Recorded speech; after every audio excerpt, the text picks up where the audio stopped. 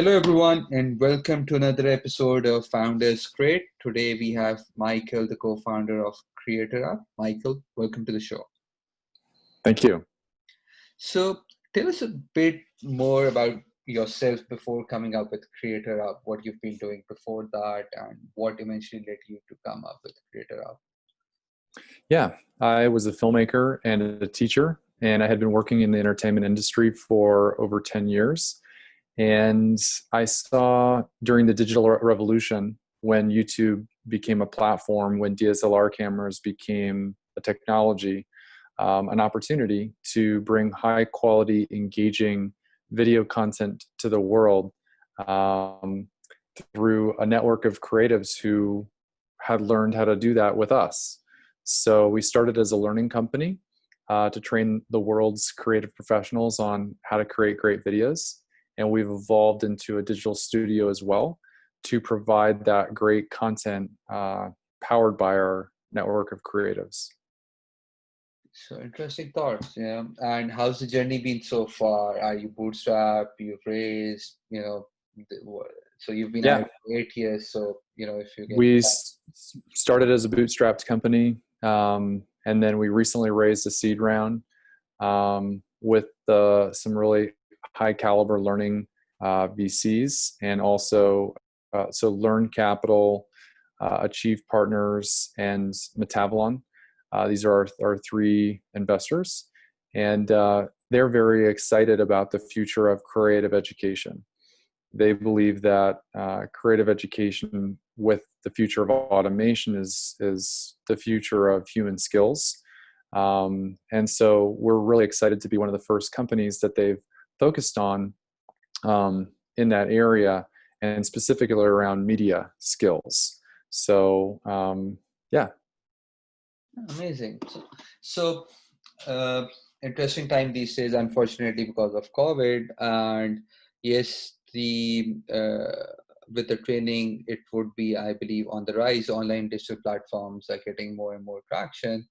But when it comes down to the implementation of those ideas, especially in regards to film industry, which is very dependent on in-person work. So how do you see that evolving, or how do you feel it would go? Yeah, absolutely. That is definitely something that we've had to consider. As a company, we're abiding by the social distancing policies, the shelter-in-place policies, and we've innovated to be able to provide remote production solutions for our clients. And as you know, production in general has many different formats, and many of those formats are producible without a physical group of a crew forming, animation, post-production, footage-based, etc. So we have innovated to provide remote solutions and other types of solutions for this ecosystem. And we've seen art pieces being created through AI learning platforms and algos. Do you see any kind of those things happening in the filmmaking industry anytime soon? And how prep should one be towards when it comes down to that? Well, I'll ask you a question. How many blogs have you read that have been written by a computer in the last 10 years? That's a good not very many. I got my answer. Yeah, I get. Yeah, it's more of. I agree with you. It's in not all of them, but yeah, in most of them, they're just like more of buzzwords than compared to practical. Correct. Yeah. Correct. There is quite a lot of opportunity for automation in many different areas of the workflow for content creation. One of the most exciting areas for that is really even just defining what type of format makes the most sense for the right client and customer. So I foresee that we will employ automation in certain areas to be able to do needs analysis, to make content recommendations. So certainly there's a place for it, but I certainly don't think it's a substitute. So remote work has been on the rise for the past couple of years, and in the last 2 months, everyone has been forced to go remote. So, in regards to that, any three key learnings that you can share since you've been managing students and colleagues, I believe, remotely for a while, or been working with them online through your digital platform, marketplace, and everything, right? Absolutely. So any Yeah. 3 points or three key takeaways you would like to share with others, how to implement better? Yep. Happy to talk about that. So, the principles of productivity and efficiency are dependent upon behavior that includes excellent communication, excellent collaboration. And so, as a company, we have been 50% remote for quite a while. So we're familiar with some of those best practices.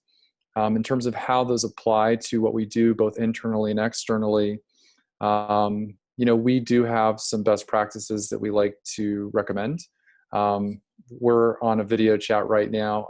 We believe that visualizing what you do and your interactions is really important to really getting the most out of your communication and your collaboration.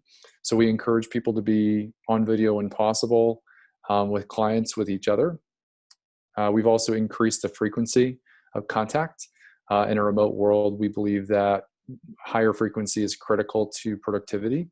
So we have more time that we spend in a specific way with each other on project-based, tracking and updates, etc.